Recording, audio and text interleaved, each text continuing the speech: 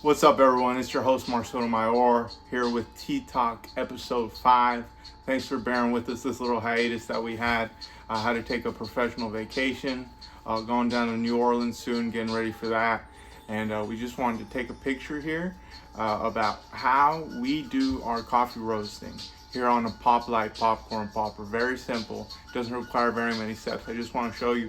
But this time on Tea Talks with Mark Sotomayor, your host, I'd like to share a drink with you. How about let's have some coffee? But we'll make it Chemex style in Mark's kitchen. Let's see what we got here.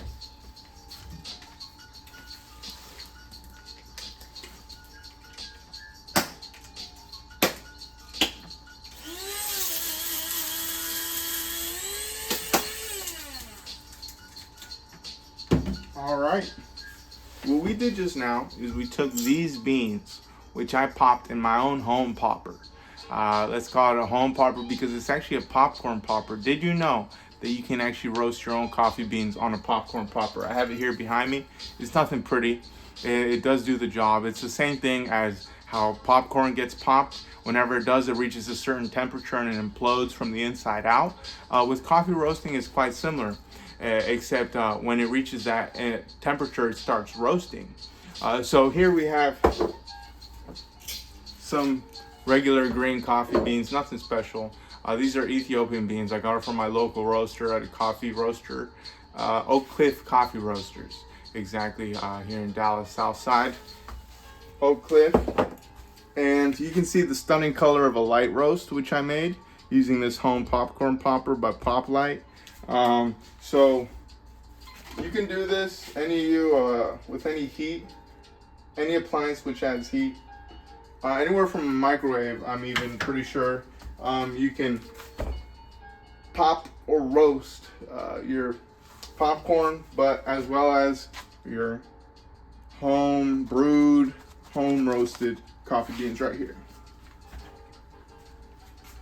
This is my first recipe, first show here from the apartment, and we're doing it here because I've been out of town a lot, and on Mondays, the day we record over at the shop, we have been very busy. So here we got a homemade Chemex. At least that is what I like to call it. I just took this filter holder from any old coffee pot. This is probably a 15-year-old at least coffee pot. I'm repurposing the use. I like kind of like a Chemex pour over sort of thing, but I don't like to have to pay all that amount when really every coffee producer comes with its own little filter holder. So I use unbleached tea bags as well as unbleached coffee filters. Why? Because you don't want to be drinking any bleach when you're having your cup of joe or your nice cup of tea. So here we are.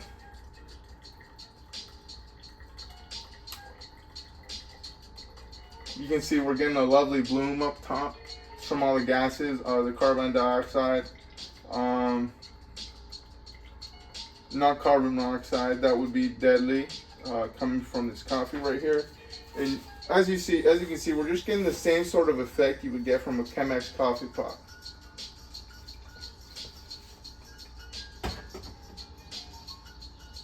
So I used to do it like this all the time when I didn't have money for a Chemex.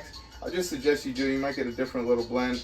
You can heat up your warm water in a kettle. I just use an electric kettle. You can get them from Amazon, Walmart, Kmart, Target. But there we go. We got our coffee going. So I'm getting a nice even filter. I kind of eyeball it. You can add however much you want depending on how strong you want your coffee.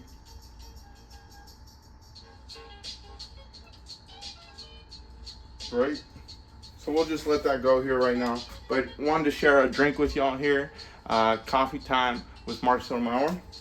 So we have this specialty roast I made here, which is a specialty light roast. You can see some dark pieces in it. Depends really where the popcorn, i.e.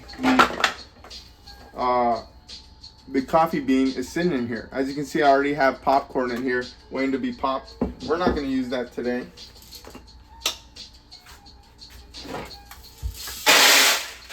but it can go for many purposes. All right. So it's very simple with these. As soon as you plug it in, it starts going. We don't want that effect quite yet, or else the coffee beans will start splashing up. So it has a fill line, and I just kind of eyeball it around there. A bit above it will ruin the machine for a little bit.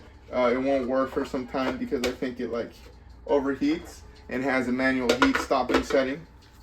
So this is the cheapest way you can roast your own home brewed, home roasted coffee. And this pop light is by Presto. 4.3 stars, 30 bucks. They have a red version too, $34.19 on Amazon. And let's see what we got here. We're gonna go ahead and roast as many as we can here on set, on camera, see what happens.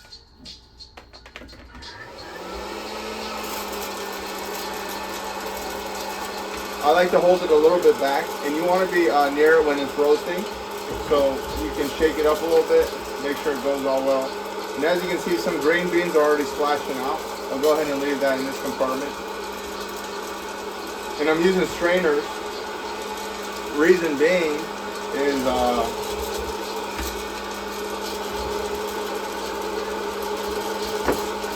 you want the coffee to be able to breathe as soon as it's done roasting.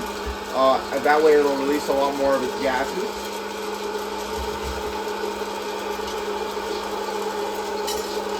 I like to hold the pop light a little bit, kind of leaning backwards. It tends to hop out. This is engineered for small popcorn kettles. You get what I mean? So something like this, something a little bit lighter, like the green beans, like to hop out. And I kind of shake it around, stir it a little bit. And as you can see, we have this chaff-like object coming out. What it is kind of like the husks or the shell. I call it like the skin of the green coffee bean. And there you go. We're already getting some darker content coming out.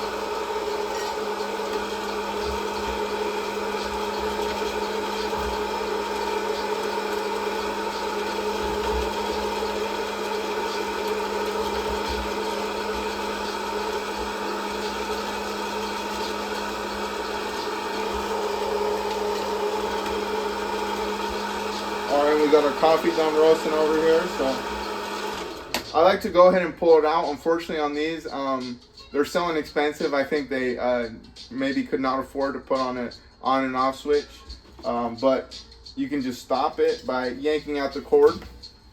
That's kind of the inconvenient part about these, but hey, you're making budget coffee, budget popcorn kernels at your house. By the way healthier when you air pop it yourself more than like cooking it in oil or butter. And there we go. We have the it smells great, kind of like a fruity, dark Ethiopian coffee sort of taste. All right. So there's that. That's an easy solution, just in case you don't have a conventional Chemex or something a little bit nicer. We call that a pour over in American coffee shops.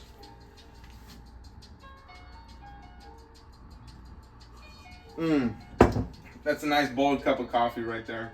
Almost tastes like a little bit of a amaretto. So I'm just going to show you what it looks like right now, roasting such an amount. It's not much, but it's a little bit. Now, when we put this on the second time, we want to make sure that the cap is on fully, because if not, the coffee beans can jump out of here. And we want to make sure we shake it even more the second time. Whoa! You have to get that.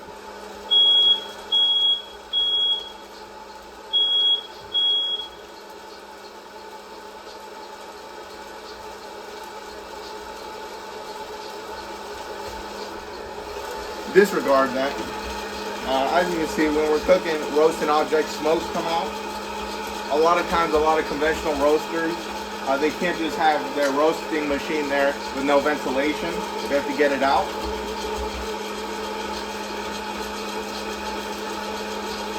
So they have hoses going all the way to outside, fans and all that.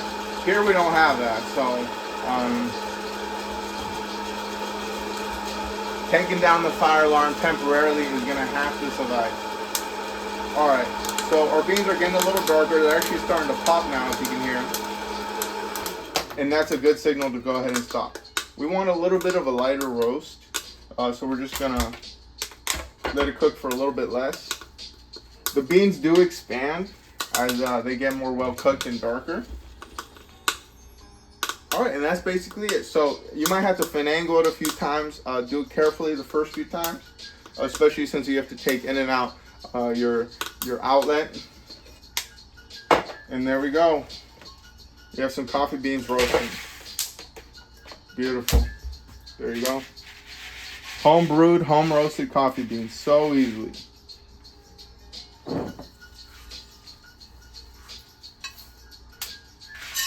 Bam. There we got it. We're still popping. Oh, beautiful.